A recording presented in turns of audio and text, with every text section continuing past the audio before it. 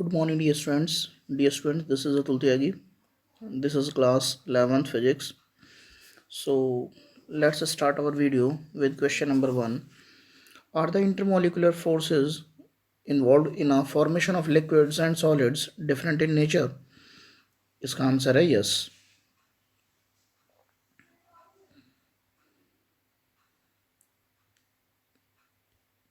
Question number 2 है हमारे सामने. A thick wire is suspended from a rigid support but no load is attached to its free end. Is this wire under stress? तो इसका answer है yes. जो wire है वो under stress होगा क्योंकि अपने वेट के कारण. ठीक है.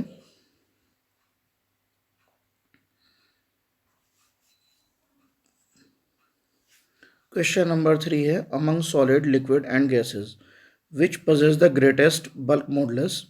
तो इसका आंसर है सॉलिड्स. डियर स्टूडेंट्स, मैंने इसमें वीडियो में आंसर्स दिए हुए हैं.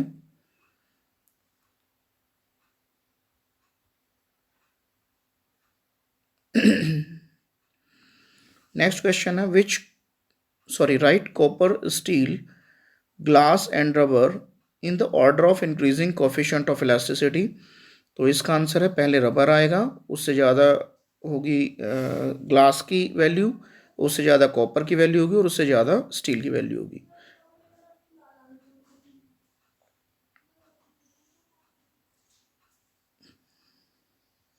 क्वेश्चन नंबर 5 हमारे सामने है what is the value of bulk modulus for an incompressible liquid. तो उसका आंसर होगा इनफाइनाइट.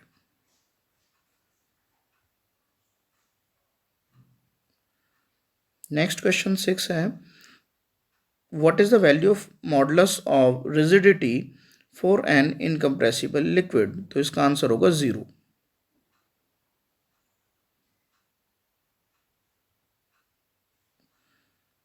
नेक्स्ट क्वेश्चन है what is the value of young's modulus for a perfectly rigid body. तो इसका आंसर होगा इनफाइनाइट.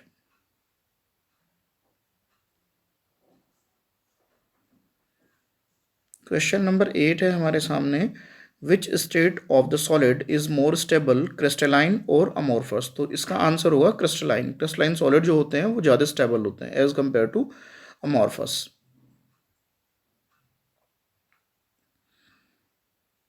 क्वेश्चन नंबर 9 है what is the meaning of word amorphous.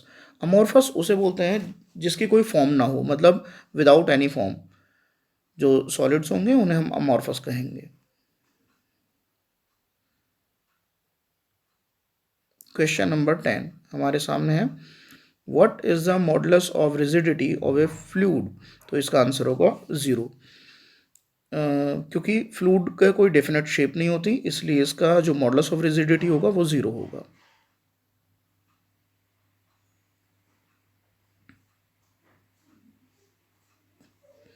Question number 11 में 2 parts हैं. पहला पार्ट्स है इज थ्रस्ट अ स्केलर और vector quantity. तो आप बताइए कि ये कैसी क्वांटिटी होगी. थ्रस्ट बेसिकली वेक्टर क्वांटिटी होगी.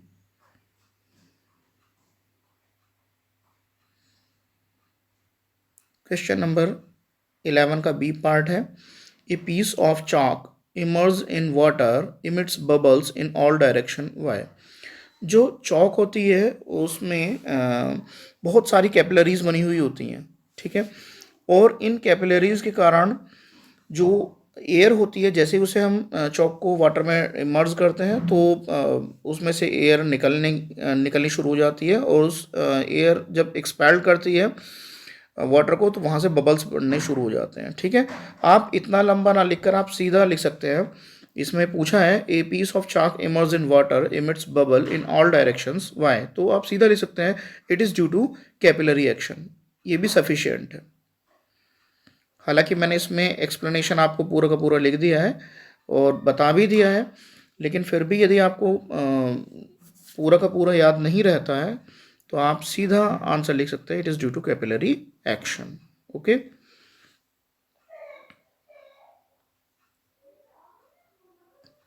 नेक्स्ट क्वेश्चन है, ये क्वेश्चन नंबर 12 है. इसमें भी 2 पार्ट है.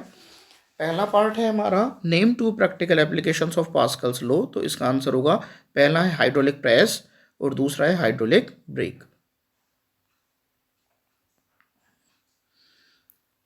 क्वेश्चन नंबर 12 का सेकंड पार्ट है, is the temperature coefficient always positive? तो इसका आंसर है, आप जानते हैं टेम्परेचर कोफिशिएंट क्या होता है, हमारा अल्फा से रिप्रेजेंट किया जाता है, और ये जो अल्फा की वैल्यू होती है मेटल्स के लिए पॉजिटिव होती है, अलॉयज के लिए भी पॉजिटिव होती है, लेकिन सेमीकंडक्टर्स और इंसुलेटर्स के लिए इसकी वैल्यू नेगेटिव होती है।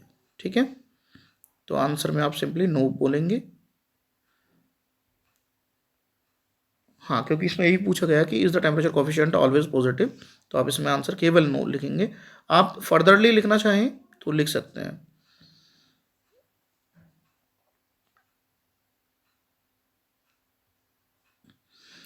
नेक्स्ट क्वेश्चन है, name the scientist who first experimentally measured the atmospheric pressure? तो इसका आंसर है टॉरिसेली।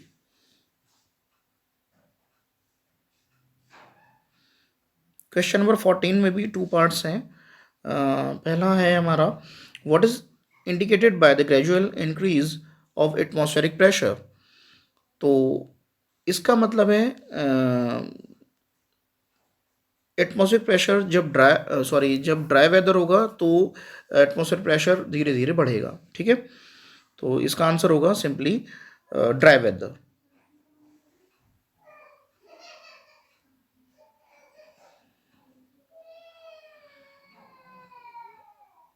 अब ये क्वेश्चन हमारा फिर दोबारा से आ गया, ऐसा ही आ गया है, how does the cotton wick in an oil filled lamp keep on burning? तो इसका भी रीज़न सीधा है आपका, आप लिख सकते हैं it is due to capillary action.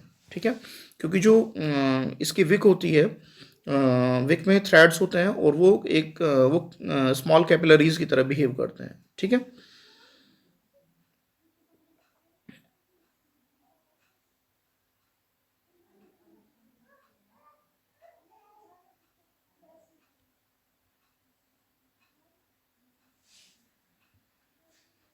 Next question है question number 15, which practical unit of pressure is used in meteorological science? तो इसका है answer atmospheric pressure.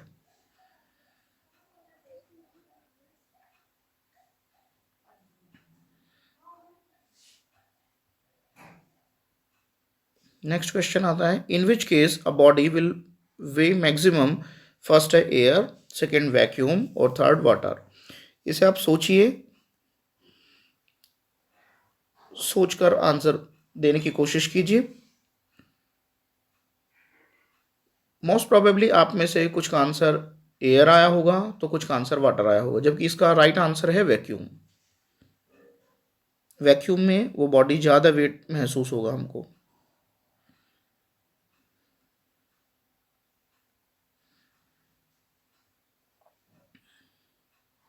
Question number 17 के भी टू पार्ट्स हैं। पहला पार्ट है, what is the internal force of friction of fluid known as? जो fluid का इंटरनल फोर्स ऑफ फ्रिक्शन होता है उसे हम क्या कहते हैं? तो उसको कहते हैं viscosity.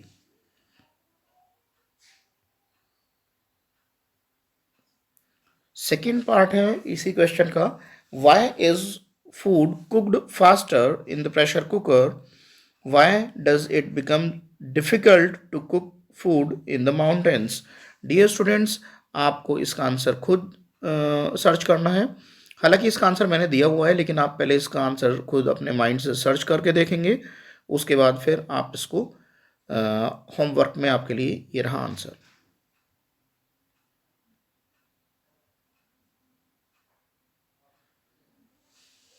Question number 18, what is the reciprocal of viscosity known as? तो विस्कोसिटी का जो रेसिप्रोकल होता है उसे हम बोलते हैं फ्लूडिटी।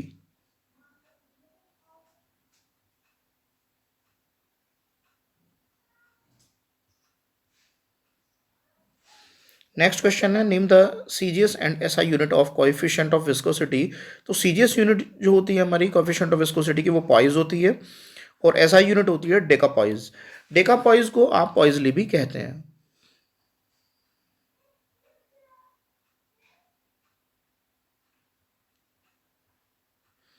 क्वेश्चन नंबर 20 है हमारा, what flows through a pipe, sorry water flows through a pipe, which of its layer move moves fastest, तो सबसे जो स्लो यानी कि ज़ीरो वेलोसिटी होगी वो तो होगी उसकी जो पाइप से टच वाला पार्ट है वाटर का, तो सबसे ज़्यादा जो इसकी स्पीड होगी वो होगी उसकी एक्सेस पर, सेंटर पर। तो एक्सेल जो लेयर होगी वो वाटर की सबसे ज़्यादा तेज चलेगी। सो इसका आंसर होगा the excel layer of water.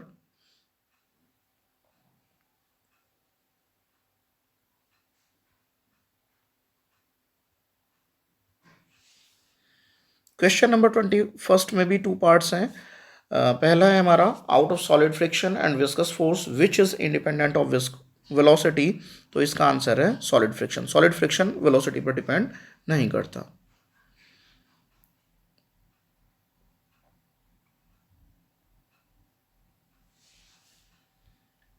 Question number 21 का सेकंड पार्ट है, is J a physical quantity. नहीं, जे फिजिकल क्वांटिटी नहीं है, ये कन्वर्जन फैक्टर है।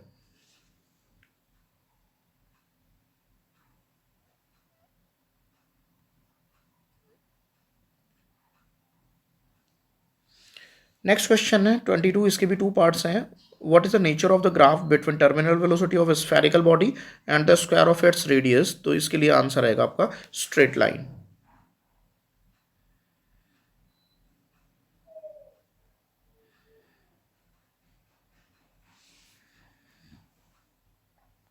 क्वेश्चन नंबर 22 के भी टू पार्ट्स हैं। पहला पार्ट है, the clothes are better clean with hot water with cold water why. असल में हॉट वाटर से हम ज़्यादा अच्छी तरह से क्लीन कर लेते हैं क्लोथ्स को।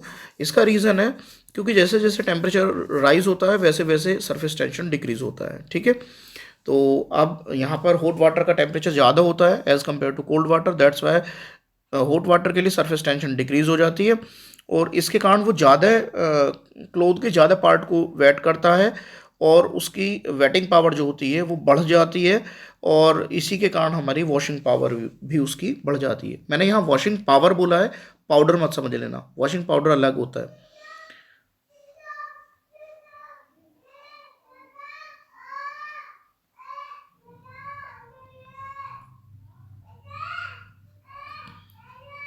क्वेश्चन नंबर 23 में पूछा गया है, what is the net weight of a body when it falls with terminal velocity through a viscous medium. जब कोई बॉडी ऊपर से नीचे की ओर गिर रही होती है तो धीरे धीरे धीरे धीरे उसकी पहले तो वेलोसिटी बढ़ती जाती है लेकिन एक पॉइंट पर आकर उसकी वेलोसिटी कांस्टेंट हो जाती है जिसे हम बोलते हैं टर्मिनल वेलोसिटी। ये आप सब जानते हैं।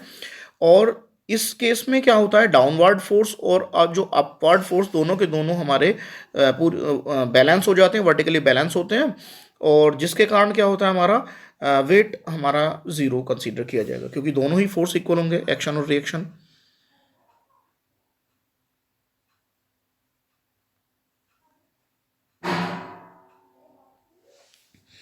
नेक्स्ट क्वेश्चन है 24, इसमें थोड़ा सा मिस्टेक दिया हुआ है यहाँ पर, just a minute.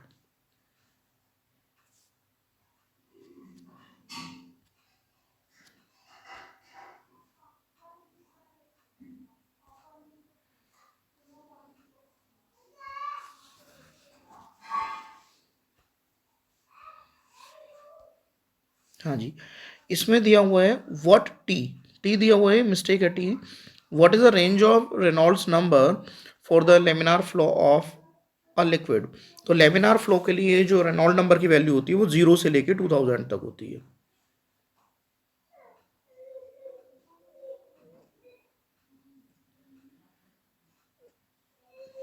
Next question है, which fundamental law forms the basis of equation of continuity. तो ये है हमारा law of conservation of mass.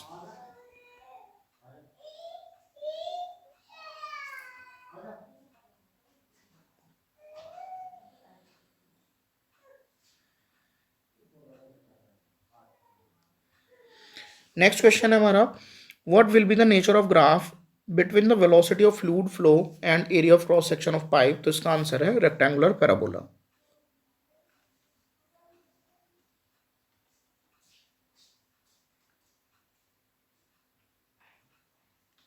Next question है 27, इसके भी टू पार्ट्स हैं। पहला है हमारा, what is the fundamental principle of on which Bernoulli's theorem is based. तो इसका आंसर है law of conservation of energy.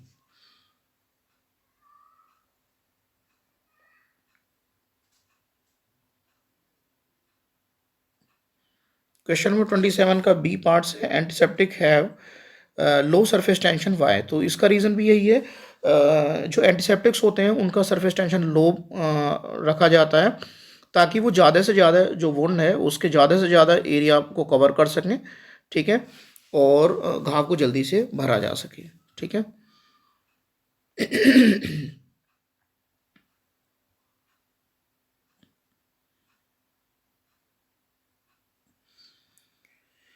Question number 28 है write down the following liquids in the order of increasing surface tension.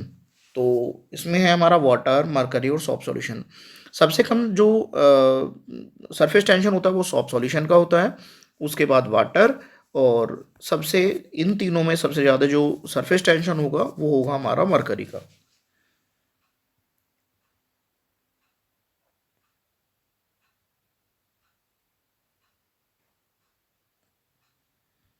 Next question है 29, और ये है what is the value of surface tension at the critical temperature.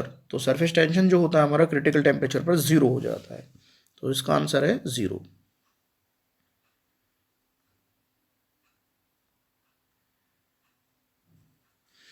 Next question है 30, इसमें पूछा गया है will the angle of contact be acute और obtuse for liquids which wet at the walls of the container. तो जो liquid container की wall को वेट करते हैं उनके लिए एंगल ऑफ कॉन्टैक्ट की वैल्यू लेस देन 90 डिग्री मतलब कि एक्यूट एंगल होती है। ओके, सो इसका आंसर है acute angle.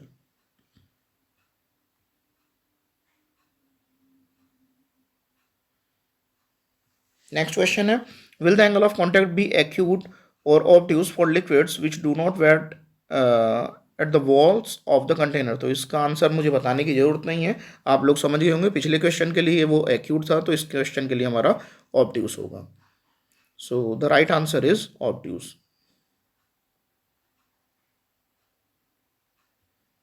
Question number 31,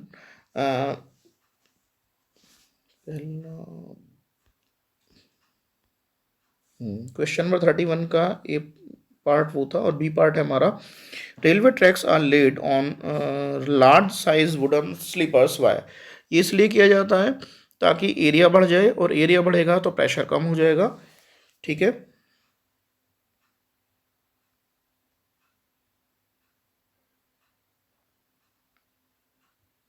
question number 32, name the material in whose capillary water will descend instead of rising. हम देखते हैं ग्लास की यदि कोई कैपिलरी है, कांच की जो कैपिलरी होती है उसमें वाटर ऊपर की ओर बढ़ता है।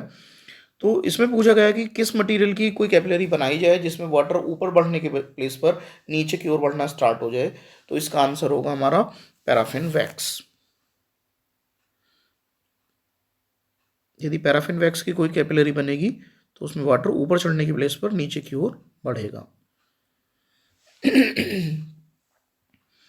नेक्स्ट क्वेश्चन है by which phenomena the water rises from roots to leaves of plants. आप जानते हैं वाटर जाइलम के थ्रू जाता है, ठीक है, प्लांट्स में। तो उसके पीछे जो एक्शन वर्क कर रहा होता है वो होता है हमारा कैपिलरी एक्शन, ठीक है। तो इसका आंसर है कैपिलरी एक्शन।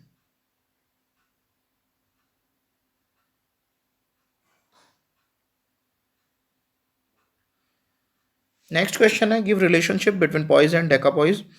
मैंने आपको पहले ही बताया था ये क्वेश्चन इस टाइप का पहले भी आ चुका है, हालांकि एग्जैक्टली ऐसा नहीं था, लेकिन उसमें पूछा गया था सीजीएस यूनिट और एसआई यूनिट के बारे में पूछा गया था, जिसमें एसआई यूनिट डेकापॉइज थी और सीजीएस यूनिट हमारी पॉइज थी।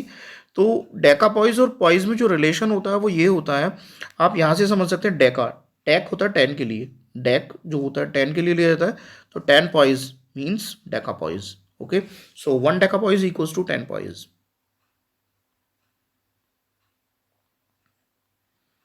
Question number 35.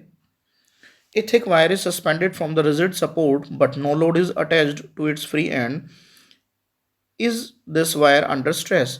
देखिए यदि हम किसी वायर को किसी पैग से लटका दें तो वो भी स्ट्रेस में होगा, क्योंकि उसका खुद का वेट इसमें वर्क करेगा। तो आप यहाँ पर लिखेंगे इसका answer yes, the wire is under stress due to its own wait.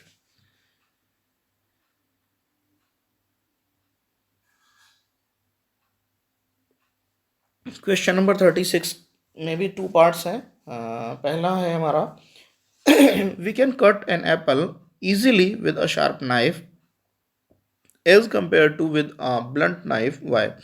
देखिए शार्प नाइफ होगा तो उसकी जो एजेस होंगी उनका एरिया कम होगा, और आप जानते हैं प्रेशर एरिया के इन्वर्सली प्रोपोर्शनल होता है। यदि एरिया कम होगा तो प्रेशर बढ़ जाएगा। अब बात करते हैं ब्लंट नाइफ की। ब्लंट नाइफ की जो एजेस होती हैं उनका जो एरिया होता है वो ज़्यादा होता है, जिसके कारण प्रेशर रिड्यूस हो जाता है। मैंने अभी आपको बताया प्रेशर इन्वर्सली प्रोपोर्शनल होता है हमारा एरिया के, दैट्स वाई वहाँ पर प्रेशर कम हो जाएगा। और जब कम हो जाएगा प्रेशर तो हमें ज़्यादा फोर्स एक्सर्ट करना पड़ेगा, ठीक है। तो इसीलिए हम क्या करते हैं, जो शार्प नाइफ होता है उससे हम इजीली एप्पल को कट कर सकते हैं as compare to blunt knife. आपने देखा भी होगा जो बार्बर्स होते हैं वो ब्लेड बार बार चेंज करते हैं, वो इसीलिए करते हैं क्योंकि वो उन न्यू ब्लेड की जो एजेस होती हैं वो शार्प होती हैं as compare to used blade. Okay,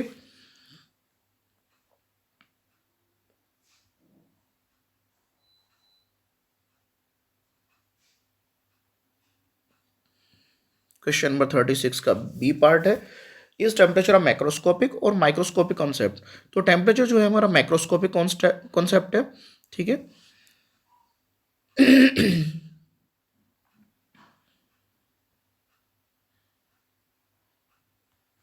question number 37 में भी हमारे टू पार्ट्स हैं। पहला पार्ट है हमारा why does the boiling point of liquid vary with pressure, ठीक है। इसका आंसर आपको खुद देखना है, this is your homework.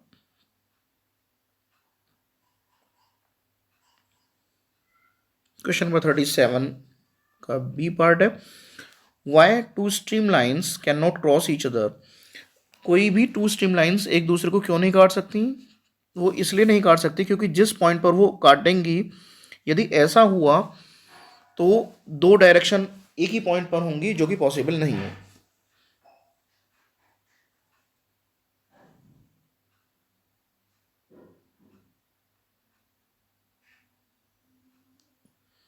Question number 38, इसके भी टू पार्ट्स हैं। Why are passengers advise to remove the ink from their pens while going up in the aeroplane.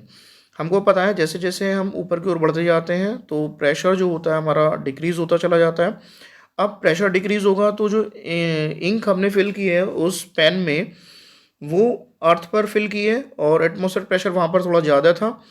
अब जैसे ही ऊपर जाएंगे हम तो प्रेशर पेन की जो इंक है वो उस प्रेशर पर थी जिस प्रेशर पर हमने उसे अर्थ सरफेस पर फिल किया था, और ऊपर प्रेशर डिक्रीज हो जाएगा तो इक्वलाइज करने के लिए वो इंक ऊपर की ओर बढ़ना शुरू कर देगी, और इस कुछ टाइम बाद वो इंक उससे पेन से बाहर निकल जाएगी, जिसके कारण जो पैसेंजर्स होते हैं उनके कपड़े खराब हो जाएंगे, ठीक है।